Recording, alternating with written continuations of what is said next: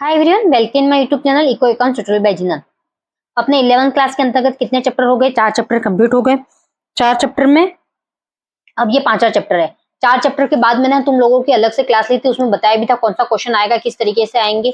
उसके अंतर्गत सारा ग्राफ वाला था। 4th चैप्टर में अपने यहाँ क्या है, यहाँ पर केंद्रीय प्रवृत्ति की माप 5वें चैप्टर में है। इसके अंतर्गत अपन को तुम लोगों ने बहुलक माध्यिक वाले बहुत सारे सवाल पहले पढ़ चुके तुम 10th क्लास में, वही सवाल वापस से आए तुम लोगों के इस चैप्टर में, और कुछ नहीं। ध्यान से पढ़ोगे तुम्हारा ये हो जाएगा। तो अपने सबसे पहले प्रस्तावना पे आते हैं। प्रस्तावना के अंतर्गत पिछले अध्याय में आप आंकड़ों के सारणीबद्ध एवं आरेखीय प्रस्तुतिकरण के बारे में पढ़ चुके हैं। इसमें क्या पढ़ा? एक तो आंकड़े कैसे प्रस्तुत करते हैं ग्राफ बनाकर, फिर प्रस्तुतिकरण मैंने तुम लोगों को बता दिया है। पूरी तुम लोगों को क्या देके रखी थी, एक सारणी देके रखी थी। सारणी के अंतर्गत फिर उसको ग्राफ के तौर पर कैसे दर्शाया गया, कैसे देखते ही पता चल गया, वो सब अपन पहले पढ़ लिए। अब इसके अंतर्गत क्या पढ़ना है? केंद्रीय प्रवृत्ति के मापों के बारे में अध्ययन करेंगे। किसके बारे में? केंद्रीय प्रवृत्ति के मापों के बारे में, जो आंकड़ों की संक्षिप्त रूप से व्याख्या करने की संख्यात्मक विधि है। कौन सी विधि है? संख्यात्मक विधि है। कौन सी विधि है? आंकड़े जो केंद्रीय प्रवृत्ति की मापों की विधि है अध्ययन करेंगे, वो कौन सी है? कौन सी विधि है? संख्यात्मक विधि है। कौन सी है? मतलब इसके जो भी आंकड़े होंगे अपन सारा का सारा किसके तौर पर पढ़ना है अपन को? आंकड़े के तौर पे। अगर तुम लिखना चाहो तो इसके अंतर्गत इतना सा ही लिखना और कुछ नहीं लिखना, पर मैं आगे पढ़ के तुम लोगों को बहुत एक्सप्लेन कर रही हूँ, क्योंकि तुम लोगों को ये समझ में नहीं आएगा तब तक ये चैप्टर नहीं होने वाला।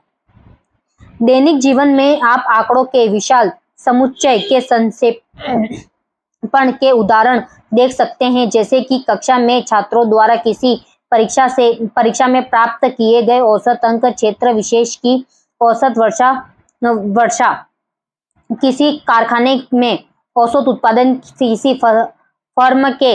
फर्म में काम करने वाला या किसी स्थान विशेष में रहने वाले लोगों की औसत आय आदि। ये क्या बोल रहा है? अपन दैनिक जीवन में जैसे अपन डेली यूज करते हैं, डेली लाइफ में है, तो अपन कुछ ना कुछ तो होता होगा, ऐसा तो नहीं होगा कि कुछ नहीं होगा। उसके बहुत सारे विशाल आंकड़े होते हैं। जैसे तुम लोगों को अगर बोला जाए कि तुमने पूरे साल में क्या किया या तुम्हारी फैमिली ने क्या क्या किया, सब उसके बाद सारे आंकड़े प्रस्तुत करने के लिए बोले, नंबर्स के तौर पे क्या खरीदा क्या बेचा, तो वो आंकड़े बहुत ज्यादा बड़ी मात्रा में हो जाएंगे। तो फिर उसको किस तरीके से सही से व्यवस्थित करें। अब कक्षा में छात्रों की संख्या है तो परीक्षा लेंगे उनकी, तो उनके सबके अलग अलग नंबर आएंगे, तो उनका सबका अलग अलग डाटा रखना पड़ेगा कि नहीं रखना पड़ेगा, वो डाटा किस तरीके से होगा, वो सब आपको अपन इसमें पढ़ना है। इसके अंतर्गत एक एग्जाम्पल है, बेजू एक किसान है, वह बिहार के बक्सर जिले के बालपुर गांव में अपने खेत में खाद्यान्न का उत्पादन करता है।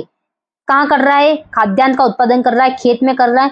गांव में 50 छोटे कृषक हैं। बेजू के पास 1 एकड़ भूमि। कितनी है? 1 एकड़ भूमि है। और किसान कितने हैं? टोटल 50 है। आप बालापुर के किसान की आर्थिक स्थिति जानने में रुचि रखते हैं। किसमें? मतलब वहां के लोगों की स्थिति कैसे, जैसे अभी अपन जहां रहते हैं उसी गांव की तुम लोगों को बोले कि यहाँ की स्थिति कैसी है वो बताओ, तो तुम लोग कैसे करोगे?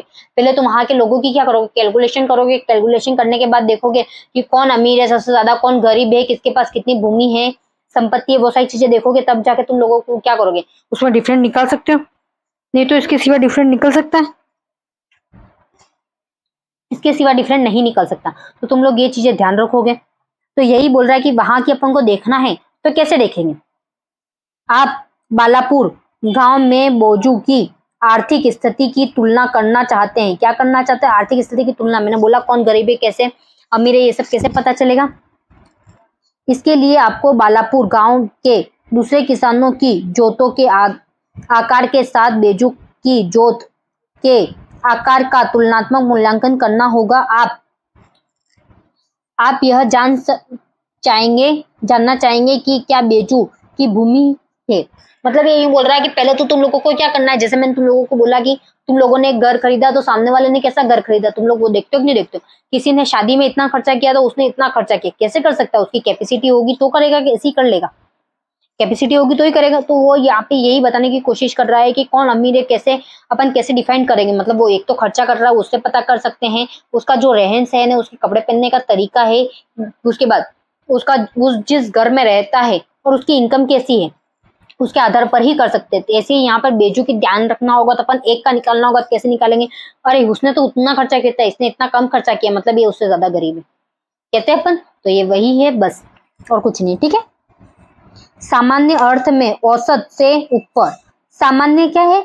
सामान्य अर्थ में औसत से ऊपर मतलब जो नॉर्मल जिंदगी जी रहे हैं, खाना पानी मिल रहा है उससे ऊपर ऊपर के हैं तो वो किस कैटेगरी में आएंगे। फिर आधे किसानों की जोतों के आकार से अधिक हो, या तो उसके जोत जो है मतलब जो यहाँ पे कितनी एकड़ बोला था, 1 एकड़ से ज्यादा हो। तो अधिकतर किसानों के की जोत से अधिक हो मतलब ज्यादातर से ज्यादा अधिक हो, जरूरी नहीं है। अगर ऊपर होता है तो क्या होता है, माध्यक होता है। अगर अधिक होता है, आकार से अधिक होता है तो माध्यिका होती है। और जोत से भी अधिक होता है मतलब बहुत ज्यादा अधिक देके रखा, अधिकतर दिखा रखा है तो वो क्या है, अधिकतर किसानों के बारे में बोलेंगे तो क्या निकालेंगे, बहुलक निकालेंगे। देख सामान्य अर्थ में क्या निकालते हैं अपन, माध्यक निकालते हैं। फिर आधे किसानों के बारे में बोले या अधिक बोले उसके आकार के बारे में तो क्या निकालेंगे, माध्यिका। और अधिकतर किसानों मतलब ज्यादातर किसानों के बारे में निकालेंगे तो क्या निकालेंगे अपन, बहुलक निकालेंगे। ये ज्यादातर चीजें ध्यान रखना, ये तीनों के तीनों तुम लोगों को उतारना है पॉइंट। अगर तुम लोगों को क्वेश्चन पूछ ले अबसद में तब तुम लोग बता सकते। सामान्य तौर पे क्या होता है, क्या बताते हैं, माध्य आधे किसानों की जोत बताए या फिर आधे के बारे में कुछ भी बताए, आधे से अधिक के बारे में बताए माध्यिका, और बहुत ज्यादा अधिक बताए मतलब अधिकतर के अंतर्गत बताए तो बहुलक। ठीक है, अब तुम लोगों को ये एग्जाम्पल तो समझ में आ ही गया होगा। तो इसके अंतर्गत और कुछ नहीं है अपन को अब यहाँ पे देखना। देखो इसके अंतर्गत क्या है, केंद्रीय प्रवृत्ति या औसत के कई सांख्यिकीय माप हैं। 3 सर्वाधिक प्रचलित औसत निम्नलिखित है। कौन कौन से हैं ये तुम लोगों को उतारना है। ठीक है, माध्य, समांतर माध्य, माध्यिका और बहुलक। उसके अंतर्गत आपको यह भी ध्यान रखना चाहिए कि 2 अन्य प्रकार के औसत और भी होते हैं, जैसे ज्यामिति माध्य, हरात्मक माध्य, जो विशिष्ट परिस्थितियों में उपयुक्त होते हैं। ये यूं बोल रहा है, ये 3 तो हो गए माध्य, उसकी सिवा भी 2 विधियां और होती है। कौन कौन सी होती है, एक तो ज्यामिति माध्य, एक हरात्मक माध्य, जो विशिष्ट परिस्थितियों में उपयुक्त होते हैं। लेकिन वर्तमान चर्चा उपयुक्त 3 प्रकार के औसत तक ही सीमित है। ये क्या बोल रहा है, 2 और है, बट अभी जो वर्तमान हो रही है वो कितने तक है, यहाँ तक है। तुम जो आगे पढ़ोगे क्लासों में तब जाके तुम्हारे ये भी आएंगे, ये जो विद्या दे के रखी है वो विद्या भी आएगी।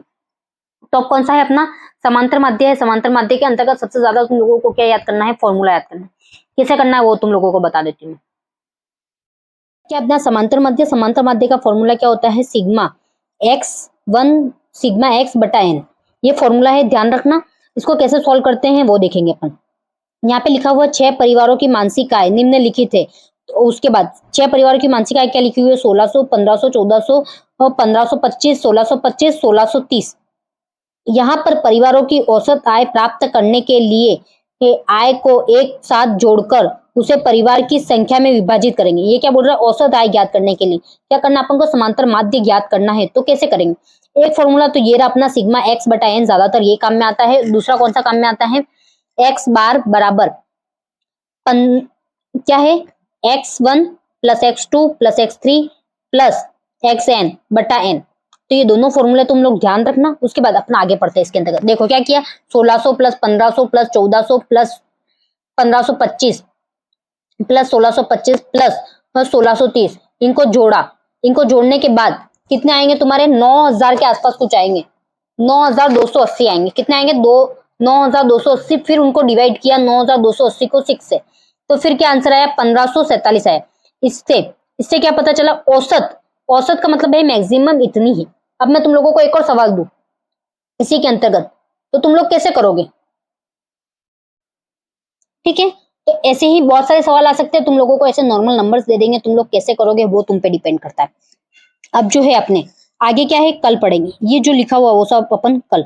ठीक है, ओके बाय। आज के लिए इतना ही, मैंने बहुत दिनों के बाद शुरू की है क्लास, तो तुम लोग भी एक बार अटैच हो जाना। समांतर माध्य मैंने पढ़ा दिया है, अब आगे जो पढ़ेंगे अपन वो कल पढ़ेंगे। Okay bye.